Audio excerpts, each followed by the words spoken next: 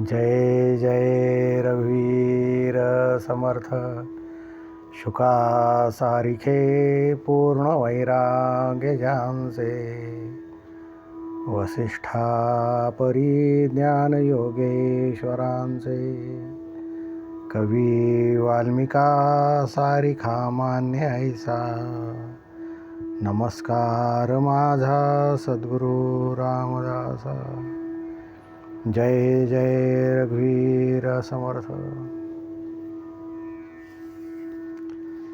मागील भागात आपण बघितले की देहबुद्धी सुटल्याशिवाय आत्मस्वरूपाकडे वळता येणार नाही असे श्री गुरूंनी आपल्याला सांगितले होते.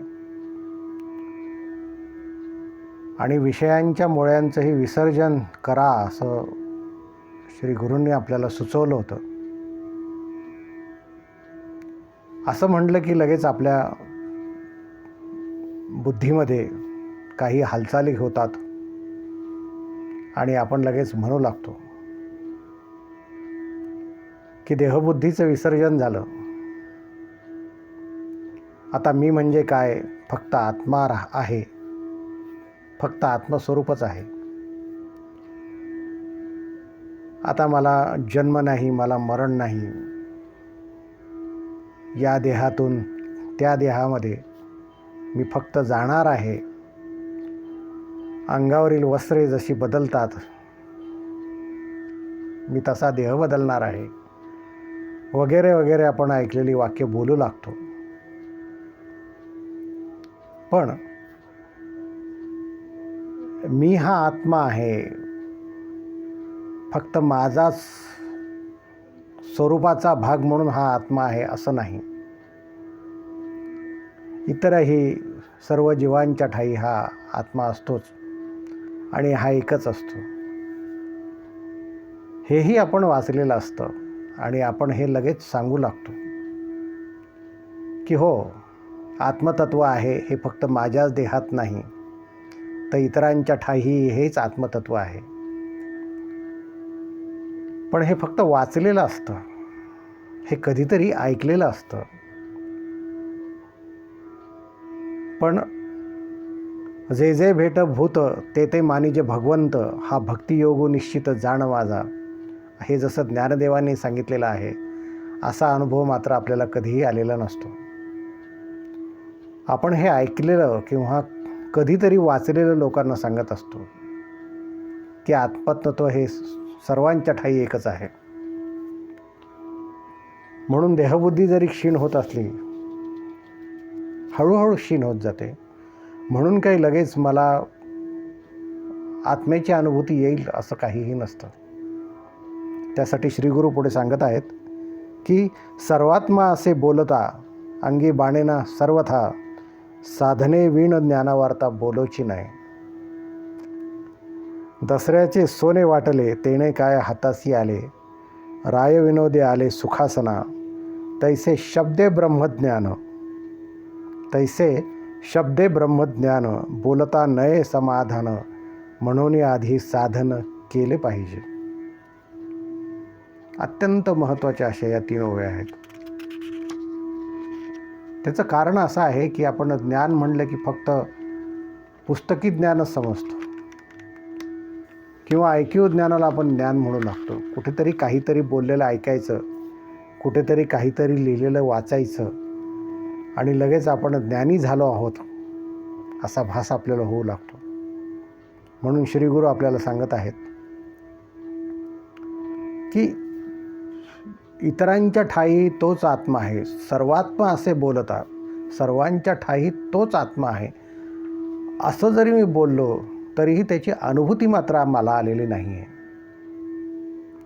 हे पुस्तकी ज्ञान आहे. लक्षात ठेवा, संत कुठलाही असो, विचारवंत कुठलाही असो किंवा ग्रंथ कुठलाही असो, ग्रंथानेही आत्मज्ञानाचंच कौतुक केलेलं आहे, परोक्ष ज्ञानाचं कौतुक केलेलं नाही, अपरोक्ष ज्ञानाचं कौतुक केलेलं आहे. अनुभवातून आलेलं ज्ञान पाहिजे, स्वानुभवातून आलेलं ज्ञान पाहिजे, फक्त आप्तवचन नको आहे. हे आत्मस्वरूप काय आहे याचा अनुभव मी स्वतः घेतलेला पाहिजे. आणि तोही केवळ इंद्रियाच्या स्तरावर घेऊन उपयोग नाही, तर मला स्वतःला चैतन्याच्या स्तरावर हा अनुभव आलेला पाहिजे, तरच त्याला अपरोक्ष ज्ञान म्हणता येईल. म्हणून श्री समर्थ सांगतात की आधी साधना करा. साधना केल्यानंतरच तुम्हाला अनुभूती येईल आणि अनुभूती आल्यानंतरच तुम्ही बोला. अनुभूती नसताना बोलण्याला काय किंमत आहे. समर्थ त्यासाठी उदाहरण देतात की रायविनोदे आले सुखासना. रायविनोदे म्हणजे बहुरूपी. बहुरूपी हा राजा होतो. तो राज्यातही येतो, राज्यावर बसतो. वेश बहुरूप्याचा असतो, आसनही बहुरूप्याचं असतं. तो वागतोही राजासारखा, बोलतोही राजासारखा.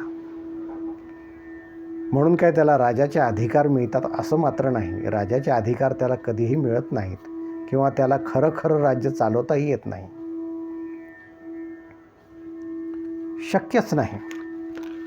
कारण नाटकात काम करणारा कलावंत कितीही वेळा राजा झाला तरीही तो राजा खोटा असतो. तो खरा राजा कधी येऊ शकत नाही.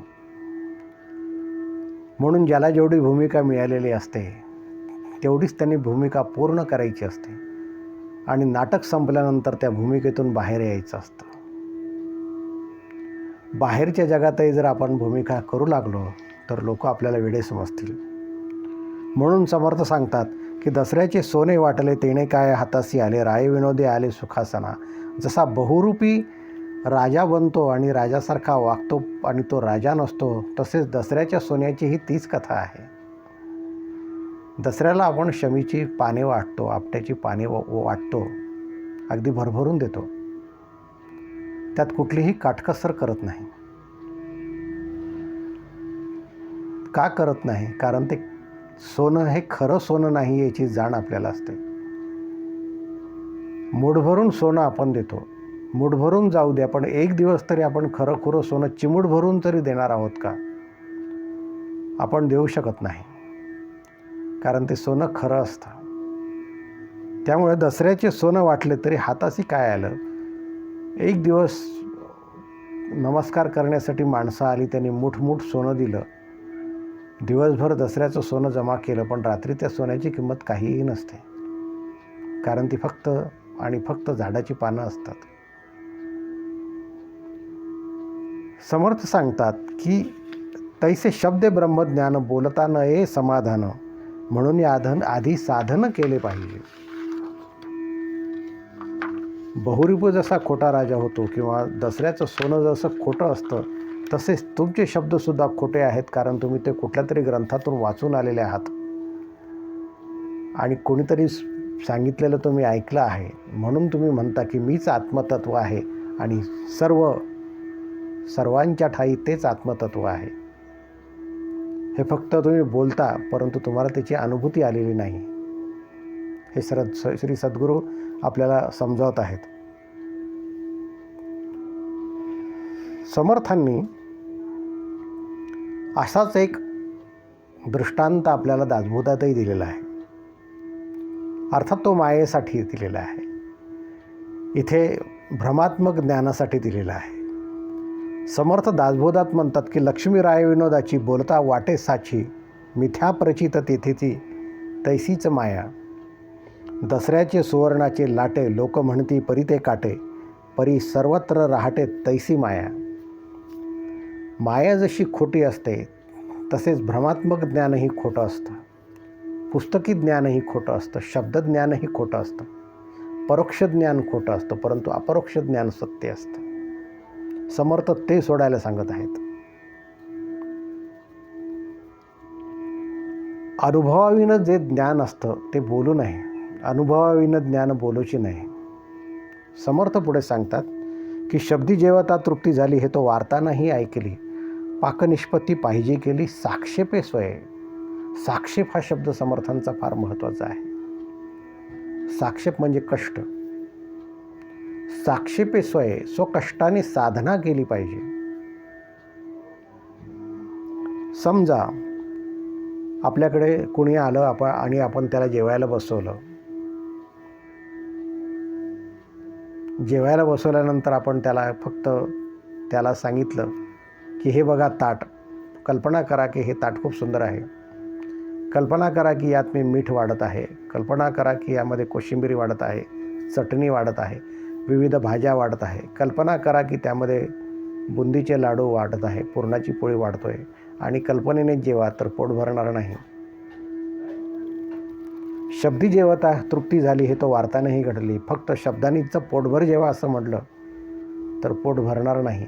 त्यासाठी कष्टाने आधी स्वयंपाक करावा लागेल, रांधावा लागेल, वाढावा लागेल, समोरचा त्याचा आस्वाद घेईल, मगच त्याला समाधान लाभेल. पण आजच्या स्थितीला हेच चालू आहे. लोक साक्षर झालेत, लोक ग्रंथ वाचतात, लोकाला वाचता येतं म्हणून वाचतात. आणि पांडित्य ही गोष्ट अशी आहे जी बाजारात विकता येते, ती कॅश करता येते. म्हणूनच आजच्या काळामध्ये विद्वान असलेली माणसं स्वतःला आत्मज्ञानी म्हणवतात, परंतु ती आत्मज्ञानी नसतात. ती बोलतात ते केवळ शब्द पांडित्य असतं. आणि शब्द पांडित्याने व्यक्तीला कधीही स्वानुभव येत नाही. आत्मतत्वाचा सोडूनच द्या, परंतु कुठल्याही प्रकारचा स्वानुभव व्यक्तीला केवळ पोकळ पांडित्याने येत नाही. पण या आजच्या दिवसांमध्ये, या आजच्या काळामध्ये अशाच प्रकारच्या गुरूंची बाजारामध्ये रेलचेल आहे. असे गुरु मार्गदर्शन करतात, असे गुरु शिष्यांना साधना सांगतात, ज्यांना स्वतःच कुठलीही अनुभूती नाही, ज्यांनी स्वतः आत्मतत्व अनुभवलेलं नाही आहे, किंवा ज्यांच्यावर कुठल्याही श्री गुरूची कृपाच नाही आहे, अशी माणसं शिष्य तयार करतात. आणि दासबोधात समर्थांनी सांगितलं त्याप्रमाणे होतं की आपणास बरे पोहता नाही आहे आणि लोकास बुडवावयाचे कोण कार्य. स्वतःला पोहता येत नाही, पण इतरांना मात्र नदीत उडी टाकण्यास सांगायचं आणि आपणही बुडायचं आणि समोरच्या माणसालाही घेऊन बुडायचं. अशी परिस्थिती आजकाल अध्यात्माच्या बाबतीतही होत आहे. ज्या व्यक्तीवर सद्गुरूंची कृपाच नाही, ती व्यक्ती आपल्याला कसले मार्गदर्शन करणार आणि कुठला साधन मार्ग दाखवणार आणि कशी साधना करून घेणार. म्हणून समर्थ सांगतात की ऐसे गुरु अडक्याचे 3 मिळाले तरी टाकावे. म्हणून ज्याच्याजवळ अनुभूतीजन्य ज्ञान असेल आणि जो सद्गुरू परंपरेचा सद्गुरू असेल, ज्याने गुरुकृपेचा अनुभव घेतला असेल आणि जो वासनेकडे न ओढता, भौतिक विश्वाकडे न ओढता केवळ आणि केवळ साधनेकडे ओढतो, ज्ञानाकडे ओढतो, त्यालाच फक्त सद्गुरुपद लाभतं. एक महत्त्वाची गोष्ट लक्षात घ्या, समर्थांचं सगळं साहित्य हे अभ्यासणं गरजेचं असतं. कारण समर्थांचं सर्व साहित्य हे ज्ञानमार्ग सांगतं. जोपर्यंत ज्ञानमार्गाने आपण जात नाही तोपर्यंत विवेक जागा होत नाही. आणि समर्थ वारंवार विवेक जागा करण्याचं काम करतात आणि त्यासाठी ते ज्ञानमार्ग सांगतात. इतर काही ग्रंथ असतील ज्यामध्ये भक्ती सांगितलेली असते. भक्तीने व्यक्तीची चित्तशुद्धी होते.